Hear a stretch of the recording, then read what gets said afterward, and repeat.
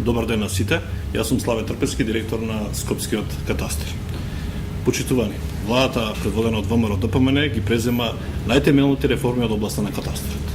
Само за 3 години катастарските услуги, сфера која се сметаше за една од најнеефикасните, беше комплетно реформирана. Катастарските услуги станаа достапни за граѓаните. Да подсетиме, минатата влада не само што не спроведе ниту една реформа од областа на катастарот, туку оваа сфера беше една од најзапоставаните, а граѓаните на катастарот гледаа како извор на енормна корупција и криминал.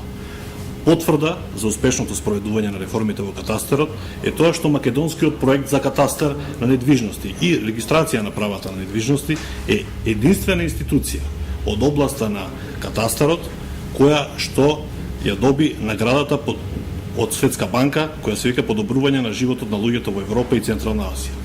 Овие реформи на катастарот секако дека имаат и доста придобивки. Едно од главните се 98% покриеност од територијата на државата со катастарска евиденција и удвоен прометот на трансакциите. Запишување во катастарот само за 5 дена наместо досегашните 60. Намалување на цените на услугите во катастарот, најнапред со регулаторната гилотиња за 50% и уште едно предновогодишно намалување за 70%. Вкупно 98% од собственоста на недвижноста е воспоставена и минатата година реализирани се преку 100.000 трансакции. Македонија, благодарајќи на овие реформи, денес се смета за предводник во Југоисточна Европа од областа на катастарот. Потврда за ваквата успешност во реформите во сферата на катастарот вчера дојде и од постојниот представник на Светска банка, господинот Маркус Репник. Само за споредба. Во 2006 година во катастарот просечно се запишуваа по 300.000 предмети, а 10% од нив беа нерешени. Сега овој број е 650.000 предмети, а за остаток во решавањето е само 0,5%.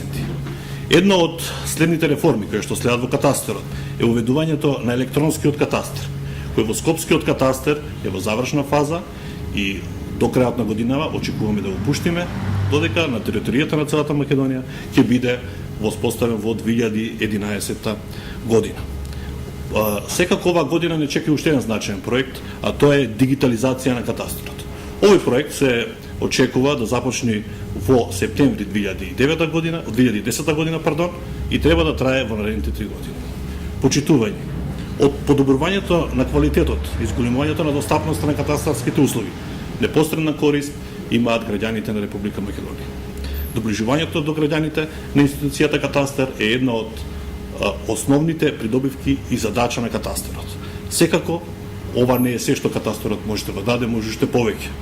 Овие успеси ни даваат дополнителен поттик да продолжиме со овие успешни реформи и понатаму и да ги олесниме нашите процеси и услуги во сферата на катастарот.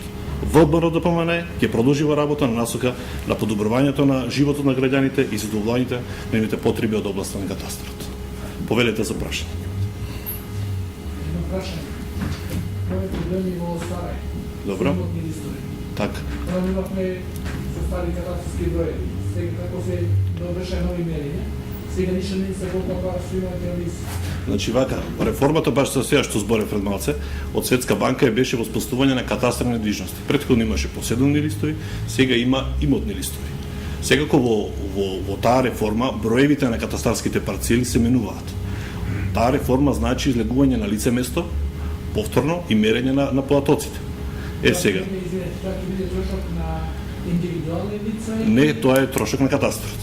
Не, пошто немаме средба во општина Сарај, мораме ние сами да ангажираме. Не, ние значи сме во контакт со градоначалникот на општина Сарај, имавме средба, одржавме и состаноци со граѓаните, сега не знам конкретно дали сте биле присутен, и веќе имаме на акција за онаму каде што граѓаните сметаат дека нешто имаат некои грешки во платоците на катастарот, веќе имаме состаноци, работиме на тоа и поголемиот дел од тие грешки или се исправени или онаму каде што не е вина на катастарот, дадени им се насоки на граѓаните за да си ја завршат својата работа.